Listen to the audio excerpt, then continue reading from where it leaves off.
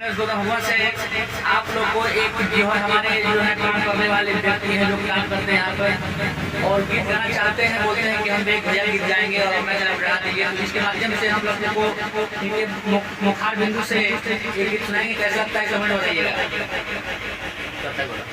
जहिया से चल गइल छोरी के हमके जिंदगी भइल सुनसान हो जाए चंदा ले आव खबरिया पैसन बानी मोर जान।